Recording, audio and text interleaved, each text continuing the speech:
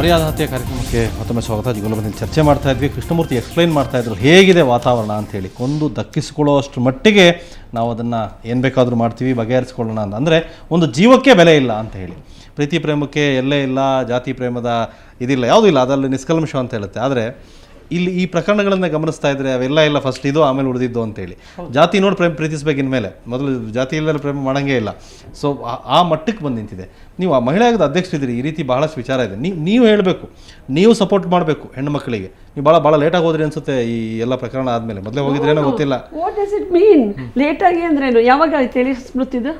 ನಿನ್ನೆ ಬೆಳಿಗ್ಗೆ ಆಗಿದೆ. ನಾನು ನಿನ್ನೆ ಧಾರವಾಡದಿಂದ ಅಲ್ಲಿಗೆ ಬರೋಕ್ಕಾದ್ರೂ ಟೈಮ್ ಬೇಕಲ್ಲ ನನಗೆ. ಧಾರವಾಡದಲ್ಲಿ ಇದ್ರಿ, ರೈಟ್. ಈಗ ಹೋಗಿದ್ರಿ, ಈಗ ಹೋಗಿ ಪ್ರಕರಣಗಳಾಗಿದೆ. ಮಹಿಳಾ ಆಯೋಗದ ಏನು ನಿಲುವೇನು ನಿಮ್ಮದು? ನೀವು ಖಂಡಿಸ್ಬಿಟ್ರಾಗಲಿಲ್ಲ, ನೀವು ಸರ್ಕಾರದ ಒಂದು ಭಾಗ, ನೀವು ಖಂಡಿಸ್ಬಿಟ್ರೆ ಮುಗಿದೋಯ್ತು ಅಂತ ಹೇಳಿಲ್ಲ. ನೀವೇನು ಕ್ರಮ ಏನು ಕೈಗೊಳ್ತೀರಿ ಹೇಳಿ ಹೇಳಿ ಹೇಳಿ ಹೇಳಿ. ನಾವು ಭಾಳ ಇದ್ದಾರೆ, ಜನನೂ ಕೂಡ ಭಾಳ ಕಾಯ್ತಾ ಇದ್ದಾರೆ ನಿಮ್ಮ ಮಾತು ಕೇಳಕ್ಕೆ.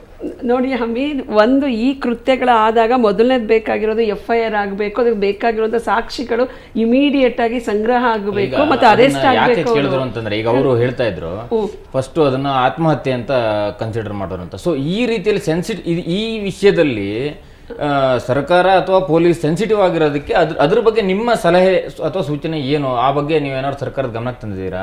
ಸರ್ಕಾರದ ಗಮನಕ್ಕೆ ತರಕ್ ಯಾರಿದ್ದಾರೆ ನಮ್ಮ ಗೌರ್ಮೆಂಟ್ ಅಲ್ಲಿ? ಈಗ ಯಾವ ಮಿನಿಸ್ಟರ್ ಸಿಗ್ತಾರೆ ನಮ್ಗೆ? ಯಾರು ಸಿಗಲ್ಲ.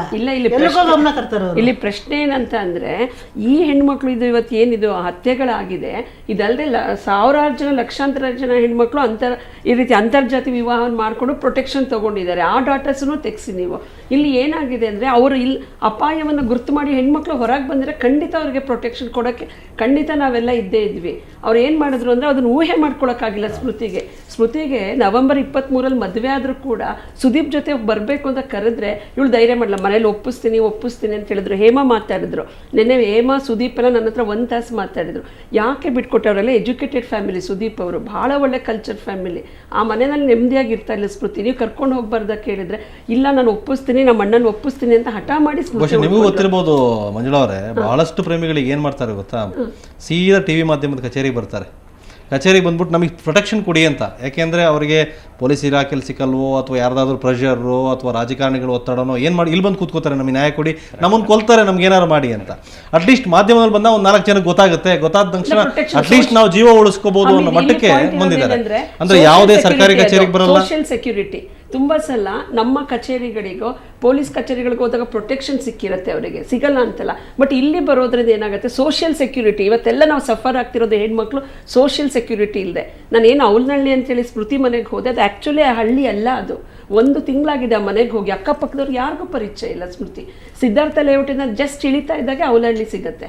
ಅದಕ್ಕೆ ಹೆಸರು ಚೇಂಜ್ ಮಾಡಿಲ್ಲ. ಸೋಷಿಯಲ್ ಸೆಕ್ಯೂರಿಟಿ, ಅಕ್ಕಪಕ್ಕದಲ್ಲಿ ಯಾರಿದ್ದಾರೆ, ಯಾರು ಬರ್ತಾರೆ, ಏನಕ್ಕೆ ಬರ್ತಾರೆ ಅನ್ನೋ ಒಂದು ಸಾಮಾಜಿಕ ಬಾಂಧವ್ಯಗಳಿಲ್ಲ. ಇವತ್ತು ಮಾಧ್ಯಮಕ್ಕೆ ಸಹಾಯ ಮಾಡುತ್ತೆ ಖಂಡಿತ ನಾನು ಒಪ್ಕೋತೀನಿ. ಯಾಕೆ 10 ಜನ ನೋಡಿದ್ರೆ ಸೋಷಿಯಲ್ ಸೆಕ್ಯೂರಿಟಿ ಸಿಗುತ್ತೆ ಅದರಲ್ಲಿ.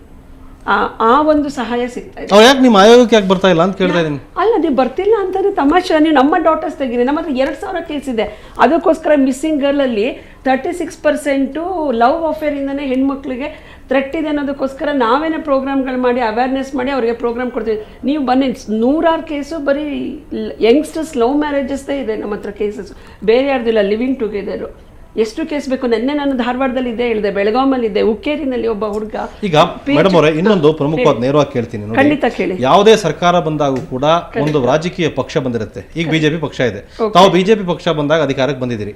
ಯಾವುದೇ ಒಂದು ಪ್ರಕರಣ ಬರುತ್ತಪ್ಪ, ಅದ್ರ ಹಿನ್ನೆಲೆ ಅವ್ರು ಯಾರೋ ಬಿಜೆಪಿ ಅವರು ಇರ್ತಾರೆ, ಅವ್ರು ನಿಮಗೆ ಪ್ರೆಷರ್ ಆಗ್ತಾರೆ, ನಿಮ್ಮಿಂದ ನ್ಯಾಯ ಸಿಗುತ್ತೆ ಅಂತ ಅವ್ರ ಕಾನ್ಫಿಡೆನ್ಸ್ ಆಗಿ ಹೆಣ್ಮಕ್ಳು ಬರ್ಬೋದು ನಿಮ್ಮ ಹತ್ರ?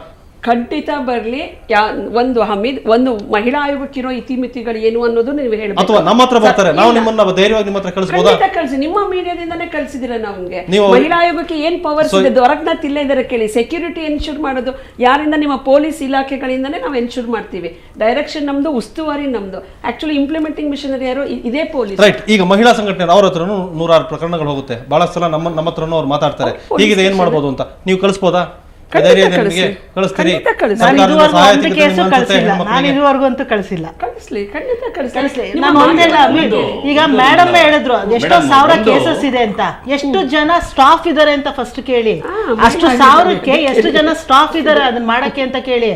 10 ಜನದಿಂದ 10,000 ಜನಕ್ಕೆ ನ್ಯಾಯ ಕೊಡಕ್ ಆಗಲ್ಲ. ಒಂದೊಂದು ಊರಲ್ಲೂ ಒಂದೊಂದು ಸ್ಟಾಫ್ ಬೇಕು, ಅದಕ್ಕೆ ಒಂದು ಟೀಮ್ ಬೇಕು. ಅವಾಗಿದ್ರೆ ಮಾತ್ರ ನಾವು ಸೆಕ್ಯೂರಿಟಿ ಕೊಡಕ್ ಸಾಧ್ಯ. ನಾವು ಬೆಂಗಳೂರಲ್ಲಿ ಒಂದು ಆಫೀಸ್ ಇಟ್ಕೊಂಡ್ಬಿಟ್ಟು ಎಲ್ರಿಗೂ ಹೆಂಗ್ ಸೆಕ್ಯೂರಿಟಿ ಕೊಡಕ್ ಆಗುತ್ತೆ? ಈ ಪರ್ಟಿಕ್ಯುಲರ್ ಆಗಿ ಈ ಸರ್ಕಾರ ಬಂದ ಮೇಲೆ ಕಾನ್ಸ್ಟಿಟ್ಯೂಷನಲ್ ಅಥಾರಿಟೀಸ್ ಏನೇನಿದೆ ಆಯೋಗಗಳು ಎಲ್ಲವನ್ನೂ ಮುಗಿಸ್ತಾ ಇದ್ದಾರೆ. ಅವ್ರಿಗೆ ಸ್ಟಾಫ್ ಕೊಡಲ್ಲ, ಅವ್ರಿಗೆ ಯಾವ ರೀತಿ ಸಹಕಾರವನ್ನು ಕೊಡ್ತಾ ಇಲ್ಲ. ಮಂಜುಳಾ ಅವ್ರು ಏನಂದ್ಕೊಂಡ್ರು ಚಿಂತೆ ಇಲ್ಲ, ನಾನು ಅದನ್ನ ಫ್ರ್ಯಾಂಕ್ ಆಗಿ ಹೇಳ್ತಾ ಇದ್ದೀನಿ. ಒಂದನೇದು. ಎರಡನೇದು, ಮಹಿಳಾ ಆಯೋಗದ ಬಗ್ಗೆ ಇನ್ನೂ ನಂಬಿಕೆ ಬರ್ತಾ ಇಲ್ಲ ಜನಕ್ಕೆ. ಯಾಕೆ ಅಂತ ಕೇಳಿದ್ರೆ, ಒಬ್ಬ MLA ವೈಫೇ ಅಷ್ಟು ಸಂಶಯಾಸ್ಪದವಾಗಿ ಸತ್ತಾಗ ಏನೂ ಮಾಡಲಿಲ್ಲ ಅಂತಂದಾಗ ಒಬ್ಬ ಆರ್ಡಿನರಿ ವಿಮೆನ್ಗೆ ಹೆಂಗೆ ನಂಬಿಕೆ ಬರುತ್ತೆ ಹೇಳಿ ಮಹಿಳಾ ಆಯೋಗದ ಬಗ್ಗೆ? ನಾನು ಅಬ್ಜೆಕ್ಷನ್ ರೈಸ್ ಮಾಡ್ತೀನಿ. ಯಾಕೆ ಅಂದ್ರೆ ನಾನು 3 ವರ್ಷಗಳ ನಾನು ಬಂದು ಈಗ 1 ವರ್ಷ ಆಯ್ತು. 3 ವರ್ಷ ಆಯೋಗಕ್ಕೆ ಅಧ್ಯಕ್ಷ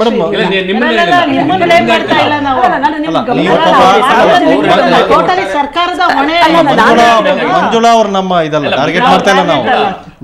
ನೀವು ಆಯೋಗದ ಅಧ್ಯಕ್ಷ ಆಗಿದ್ದು ಪಾಪ ನಿಮ್ ಕೈಲಿ ಎಲ್ಲ ಸಕಲ ಪವರ್ಗಳು ಇದೆ, ಎಲ್ಲ ನಾಳೆ ಬೆಳಗ್ಗೆ ಮಾಡ್ತೀರಿ ಅಂತ ನಮ್ಮ ಉದ್ದೇಶ.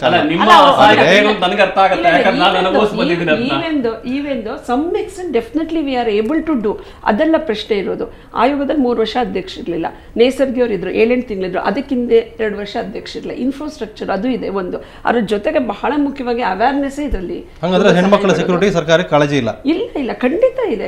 ಯಾವ ತರನೂ ಇಲ್ಲ. ಇದನ್ನ ನಾನು ಒಪ್ಕೊಳ್ಳೋದೇ ಇಲ್ಲ ಮಂಜುಳಾ ಅವರೇ. ಯಾವ ತರನೂ ಕಾಳಜಿ ಇಲ್ಲ. ಯಾವ ತರ ಕೊಟ್ಟಿದ್ದೀರಾ ಅಂತ ನೀವು ಒಂದು 10 ಎಕ್ಸಾಂಪಲ್ ಹೇಳ್ಬಿಡಿ. ಸರ್, ಇವಾಗ ನೀವ್ ಹೇಳ್ದಂಗೆ ರಘುಪತಿ ಭಟ್ ಅವ್ರ ಮಿಸಸ್ ಮರ್ಡರ್ ಆಗಿ ಎಷ್ಟು ವರ್ಷ ಆಯ್ತು? ಇದುವರೆಗೂ ಅದ್ರ ಬಗ್ಗೆ ಅದ್ರ ಬಗ್ಗೆ ಏನಾದ್ರು ಒಂದು ಅದು ಆಕ್ಚುಲಿ ಪೊಲೀಸ್ ರೆಕಾರ್ಡ್ ಪ್ರಕಾರ ಸೂಸೈಡ್ ಅಂತ ಆಗಿದೆ. ಈ ಮರ್ಡರ್ ಅಂತ ಹೇಳ್ಬೇಕಾದ್ರೆ ನಮ್ಮ ಹತ್ರ ಏನಾದ್ರು ಒಂದಷ್ಟು ರಘುಪತಿ ಭಟ್ ಒಂದು. ಎರಡನೇದು ಹೆಚ್ಚು ಬೇಕಾಗಿಲ್ಲ, ಯಡಿಯೂರಪ್ಪನವರ ವೈಫ್ ಸತ್ತಿದ್ ಕೂಡ ಸಂಶಯಾಸ್ಪದ ತುಂಬಾ ಹಿಂದಾಯ್ತು. ಈಗ ನಾವು ಈ ಪ್ರಕರಣ ಬೇರೆ ಇದೆ, ನಾವು ಮಾತಾಡ್ತಾ ಇರೋ ಪ್ರಕರಣ ಬೇರೆ. ನಂಬಿಕೆ ಯಾಕೆ ಬರುತ್ತೆ ಅಂತ ಮೇಡಮ್ ಅವರು ಹೇಳಿದ್ರು 2 ವರ್ಷ ಆಯೋಗಕ್ಕೆ ಯಾರು ಇರ್ಲಿಲ್ಲ. 3 ವರ್ಷ ಯಾರು ಗತಿ ಇಲ್ವಾ? ಜನ ಪೊಸಿಷನ್ ತುಂಬಾ ಯಾರು ಜನ ಗತಿ ಇರ್ಲಿಲ್ಲ. 3 ವರ್ಷ ಆಯೋಗಕ್ಕೆ ಯಾರೇ ಒಬ್ರು ಅಧ್ಯಕ್ಷ ಇರ್ಲಿಲ್ಲ ಮಹಿಳಾ ಆಯೋಗಕ್ಕೆ. ಯಾಕೆ ಮಾಡ್ಲಿಲ್ಲ? ಬಿಜೆಪಿ ಗೌರ್ಮೆಂಟ್ ಅವ್ರು ಬಂದ ಕೂಡಲೇ ಅವ್ರು 2020 ಇರೋವಾಗಿಂದನೂ ಇರಲಿಲ್ಲ. ಯಾಕೆ ಮಾಡಲಿಲ್ಲ? ಒಂದು ಜನ ಗತಿ ಇಲ್ವಾ ನಮ್ಮ ಸ್ಟೇಟಲ್ಲಿ? ಆ ಪೊಸಿಷನ್ ಕುತ್ಕೊಳ್ಳೋಂಥ ಯೋಗ್ಯತೆ ಇರೋಂಥ ಯಾರೂ ಇರಲಿಲ್ವಾ? ಯಾಕೆ ಅವ್ರು ಅದನ್ನು ಖಾಲಿ ಇಟ್ಟರು? ಇದರಲ್ಲಿ ಇನ್ನೊಂದು ಲೀಗಲ್ ಆಸ್ಪೆಕ್ಟ್ ಇದೆ. ನೀವು ರಘುಪತಿ ಭಟ್ ಅವ್ರದ್ದು ಸೂಸೈಡ್ ಆಗಿದೆ ಅನ್ನುವಂಥ ರೆಕಾರ್ಡ್ ಇತ್ತು ಒಂದು. ಇಲ್ಲ, ಇನ್ವೆಸ್ಟಿಗೇಷನ್ಗೆ ನೀವು ಯಾರು ಬೇಕಾದ್ರೂ ಕೇಸ್ ಫೈಲ್ ಮಾಡ್ಬೋದು. ಈಗ ಕೃಷ್ಣಮೂರ್ತಿ ಇದೆ, 2 ತಿಂಗಳಾದ್ರೂ ಪ್ರಕರಣ ಹೊರಗಡೆ ಬಂದಿಲ್ಲ. ನೋಡಿ, ಇಲ್ಲಿ ವ್ಯವಸ್ಥೆಯ ಬೇರೆ ಬೇರೆ ಅಂಗಗಳಲ್ಲಿ ಆಯೋಗಗಳು ಬರ್ಬೋದು, ಸಂಸ್ಥೆಗಳು ಬರ್ಬೋದು, ಇವೆಲ್ಲ ಬರ್ಬೋದು. ಇದಕ್ಕೆ ಎಲ್ಲಕ್ಕಿಂತ ಮುಖ್ಯವಾಗಿ ನಾವೊಂದು ಶಿಕ್ಷಣ ಅಂತ ಕೊಟ್ಕೊಂಡು ಬರ್ತಾ ಇದ್ದೀವಿ. ಈ ಶಿಕ್ಷಣ ಸರಿಯಾದ ರೀತಿಯಲ್ಲಿ ತಲುಪ್ತಾ ಇದೆಯಾ ಮಕ್ಕಳಿಗೆ? ಅದು ಯಾಕೆಂತಂದರೆ ಇವೆಲ್ಲ ಬಾಲ್ಯದಿಂದಲೇ ಗಟ್ಟಿಯಾಗುವಂತಹ ಮನೋಭಾವಗಳು. ಇನ್ನೊಬ್ಬರನ್ನ ನನ್ನ ನಂಬಿಕೆಗಳು, ನನ್ನ ವಿಶ್ವಾಸವನ್ನು ಗಳಿಸದಿರುವಂತಹ ವ್ಯಕ್ತಿಯನ್ನ ನಮ್ಮ ಶಿಕ್ಷಣ, ನಮ್ಮ ಬದುಕು, ನಮ್ಮ ಸಂಬಳ, ನಮ್ಮ ಯಾವುದಕ್ಕೂ ಒಂದೊಂದು ಸಂಬಂಧನೇ ಇಲ್ದಿರೋ ರೀತಿಯಲ್ಲಿ ನಾವು ಬದುಕೊಂಡು ಹೋಗ್ತಾ ಇದೀವಿ. ಅದೇ ಆಶ್ಚರ್ಯಕರವಾಗಿರುವಂತಹ ವ್ಯವಸ್ಥೆ ನಮ್ದು. ನೀವು ಏನೇನೇ ನಂಬುದೇನೋ ಕೂಡ ಬದುಕಬಹುದು. ಇಲ್ಲಿ ಎಲ್ಲವನ್ನು ನಂಬಿ ಕೂಡ ನಂಬಬೇಕಾದನ್ನ ಬಿಟ್ಟು ಬದುಕಬಹುದು. ಅಲ್ಲ ಹಮೀದ್, ಡೆಂಟಲಿಸ್ಟ್ ಹೆಣ್ಮಗಳು, ನಿನ್ನೆ ನಾವು ಸ್ಮೃತಿ ಕೇಸ್ ಮುಗಿದ ತಕ್ಷಣ ಶ್ವೇತನ್ ಮನೆಗೆ ಹೋದ್ವಿ. ಯಾರು ಅವಳು? ಡೆಂಟಲಿಸ್ಟ್ ಡಾಕ್ಟರು ಸೂಸೈಡ್ ಮಾಡ್ಕೊಂಡ್ಲು. ಇದೇ ಡೊಮೆಸ್ಟಿಕ್ ವೈಲೆನ್ಸ್ಗೆ, ಡೌರಿ ಹರಾಸ್ಮೆಂಟ್ಗೆ. ನಾವು ಏನು ಶಿಕ್ಷಣ ಕೊಟ್ವಿ ಅವಳಿಗೆ? ಡಾಕ್ಟರ್ ಮಾಡಿದ್ದೀರಾ? ತಂದೆ ತಾಯಿಗೆ ಇರೋದೇ ಒಬ್ಳು ಮಗಳು. ನೆನೆ ಇದೇ ಮೈಸೂರಲ್ಲಿ ಈ ಕಡೆ ಮನೆಯಲ್ಲಿ ಸ್ಮೃತಿ ಆದ್ರೆ, ಆ ಕಡೆ ಮನೇಲಿ ಶ್ವೇತನ್ ಡೌರಿ ಇಲ್ಲ. ನಾನೇನು ಹೇಳ್ಬೇಕು ಅಂತಿದ್ದೀನಿ ಅಂದರೆ, ಪಠ್ಯಪುಸ್ತಕಗಳು ನಾವು ಯಾರು ಬೇಕಾದರೂ ಬರೀಬೋದು, ಪರೀಕ್ಷೆಗಳನ್ನು ಯಾರು ಬೇಕಾದರೂ ಮಾಡ್ಬೋದು, ಅಂಕಗಳನ್ನು ಕೂಡ ಗಿಟ್ಟಿಸ್ಕೋಬೋದು.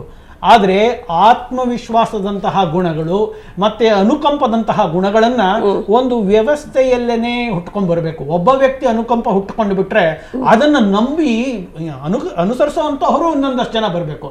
ಅದು ಇವತ್ತಿನ ದಿನ ನಮ್ಮ ಶಿಕ್ಷಣ ವ್ಯವಸ್ಥೆ ಬರೀ ಅಂಕಕ್ಕೆ ಮಾತ್ರ ಸೀಮಿತ. ಖಂಡಿತವಾಗಿಯೂ ಅದು ನಿಜವಾದ ಮಾತು. ಅದನ್ನು ನೀವು ಯಾವುದೇ ರೀತಿಯಲ್ಲಿ ಯಾವುದೇ ಮಟ್ಟದ ಶಿಕ್ಷಣವನ್ನು ತಗೊಳ್ಳಿ, ವೃತ್ತಿಪರ ಶಿಕ್ಷಣವಾಗಿರಲಿ ಅಥವಾ ಸಾಧಾರಣ ಶಿಕ್ಷಣವಾಗಿರಲಿ, ಅವನಲ್ಲಿ ಬರಬೇಕಾದಂತಹ ಗುಣಗಳು ಅಂದರೆ ಶಿಕ್ಷಣದ ಮೂಲಕ ಬರುವಂತಹ ಒಂದು ಗುಣಗಳು, ಮಾನವೀಯ ಗುಣಗಳು, ಸಹಜವಾಗಿ ಮೂಡುವಂತಹ ಮಾನವೀಯ ಗುಣಗಳು, ಇವೆರಡು ಒಂದಕ್ಕೊಂದಕ್ಕೆ ಹೊಂದ್ಕೊಳ್ತಾ ಇಲ್ಲ. ಸಹಜವಾಗಿರುವಂತಹ ಮಾನವೀಯ ಗುಣಗಳನ್ನು ಕೂಡ ಸಂಪೂರ್ಣವಾಗಿ ನಾವು ಕಿತ್ತಾಕುವಂತಹ ಒಂದು ವ್ಯವಸ್ಥಿತ ನಡವಳಿಕೆಗಳು ನಮ್ಮಲ್ಲಿ ಎದ್ದು ಕಾಣಿಸ್ತಾ ಇದೆ. ಬಹುಶಃ ಮಠಗಳು ಮಾಡ್ತಾ ಇರ್ಬೋದು, ಬಹುತಃ ರಾಜಕೀಯ ಪಕ್ಷಗಳು ಮಾಡ್ತಾ ಇರ್ಬೋದು, ಬಹುಶಃ ಹಣ ಇರೋರು ಮಾಡ್ತಾ ಇರ್ಬೋದು, ಉದ್ದಿಮೆಗಳು ಮಾಡ್ತಾ ಇರ್ಬೋದು. ಶಿಕ್ಷಣದಲ್ಲೂ ಕೂಡ ರಾಜಕಾರಣ ನೋಡಿ, ಶಿಕ್ಷಣ ಪಠ್ಯಕ್ರಮ ಇದರಲ್ಲಿ ಮಾಡೋವಾಗಲೂ ಕೂಡ ಯಾವ ರೀತಿ ಅಂದ್ರೆ ಯಾವ ಸರ್ಕಾರ ಆಳ್ತಾ ಇರುತ್ತೋ ಅದು ರಾಜಕಾರಣವನ್ನ ಅಲ್ಲಿ ಸೇರಿಸಲಿಕ್ಕೆ ಪ್ರಯತ್ನ ಪಡ್ತಿರ್ತಾರೆ. ಇನ್ನು ಮಕ್ಕಳು ಏನನ್ನು ಕಲಿತಾರೆ? ಅಲ್ಲ, ಅದಕ್ಕಿಂತ ಹೆಚ್ಚಾಗಿ ದ್ವಾರಕನಾಥ್ ಅವರು, ನಾವು ಈಗ ಇಲ್ಲಿ ಜಾತಿ ಸಮಸ್ಯೆ ಅದ್ರ ಬಗ್ಗೆ ನಾವು ಚರ್ಚೆ ಮಾಡ್ತಾ ಇದ್ದೀವಿ. ಅದ್ರ ಬಗ್ಗೆ ಗೌರ್ಮೆಂಟ್ ಕೂಡ ಗಂಭೀರವಾಗಿ ಅದನ್ನ ಪರಿಗಣಿಸಬೇಕು. ಆದ್ರೆ ಸರ್ಕಾರವೇ ಜಾತಿಯನ್ನು ಸರ್ಕಾರ ಕೂಡ ಜಾತಿ ಇನ್ನೊಂದು ಸತ್ಯದ ಕಡೆ ಇನ್ನೊಂದು ಸ್ವಲ್ಪ ಫೋಕಸ್ ಆಗಬೇಕು. ಇಲ್ಲಿ ಏನಾಗಿದೆ, 3 ಪ್ರಕರಣಗಳು, ನನ್ನ ಕನಕಪುರದಲ್ಲಿ ನಡೆದಂಥ ತಾಮಸಂದ್ರ ಘಟನೆ ಇರ್ಬೋದು, ಮಂಡ್ಯದ ಘಟನೆ ಇರ್ಬೋದು, ಮೈಸೂರು ಇರ್ಬೋದು, ಇವ್ರು ಇಷ್ಟು ಜನನು ಕೂಡ ಪೂರ್ತಿ ಕುಗ್ರಾಮದಿಂದ ಬಂದಂತಹ ಹಳ್ಳಿಗಾಡಿನ ಕುಟುಂಬದಿಂದ ಬಂದಂಥ ಹೆಣ್ಮಕ್ಳು. ಬಟ್ ಇವರು ವಿದ್ಯಾವಂತರು, ಅರೆ ಕುಟುಂಬದಲ್ಲಿ ಆ ರೀತಿ ಇರಲಿಲ್ಲ. ಆದ್ರೆ ನನಗೇನು ಹಂಗ ಅನ್ಸಲ್ಲ, ಯಾಕಂದ್ರೆ ನಾನು 3 ವರ್ಷ ಡೆಲ್ಲಿನಲ್ಲಿದ್ದೆ. ಡೆಲ್ಲಿ ಅಂತ ನಮ್ಮ ದೇಶದ ರಾಜಧಾನಿಯಲ್ಲಿ ಈ ತರ ಮರ್ಯಾದೆ ಹತ್ಯೆಗಳು ನಡೆದಿದೆ. ಡೆಲ್ಲಿಯಿಂದ 30 ಕಿಲೋಮೀಟರ್ ಆಚೆ ಇರೋ ನೋಯ್ಡಾದಲ್ಲಿ ಯಾವಾಗಲೂ ಆಗ್ತಾ ಇರುತ್ತೆ.